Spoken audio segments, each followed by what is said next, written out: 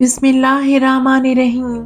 حضرت ابو ہریرہ رضی اللہ عنہ سے روایت ہے کہ رسول اللہ صلی اللہ علیہ وآلہ وسلم نے فرمایا، میرے گھر اور میرے منبر کے درمیان کی جگہ جنت کے باغوں میں سے ایک باغیچہ ہے اور میرا منبر میرے حوض کوثر پر ہے۔ اس حدیث کو صحیح بخاری و مسلم سے روایت کیا گیا ہے۔ مسجد نبوی میں جس جگہ رسول اللہ صلی اللہ علیہ وآلہ وسلم کا منبر مبارک تھا، جس پر رونق افروز ہو کر آپ خطبات دیتے تھے، آپ صلی اللہ علیہ وآلہ وسلم نے فرمایا کہ منبر کی اس جگہ اور آپ صلی اللہ علیہ وآلہ وسلم کے حجرہ شریف کے درمیان جو قطعہ زمین ہے، وہ اللہ تعالیٰ کی رحمتوں اور عنایتوں کا خاص مورد اور محل ہے، اور اس کی وجہ سے وہ جنت کے باغوں میں سے ایک باغیچہ ہے، اور اس لیے اس کا مستحق ہے کہ اللہ کی نعمت اور جنت کے طالبوں کو اس کے ساتھ جنت کی سی دلچسپی ہو، اور کہا جا سکتا ہے کہ اللہ کا جو بندہ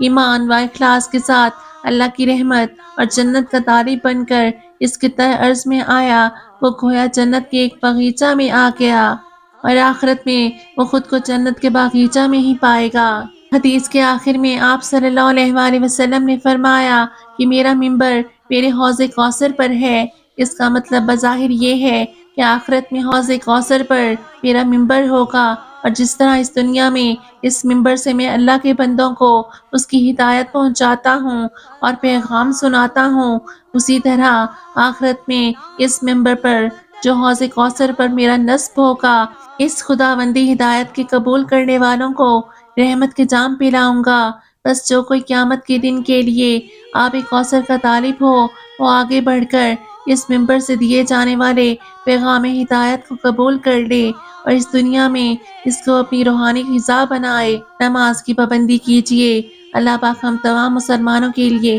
اپنی رحمتوں کے در کھول دے۔ آمین۔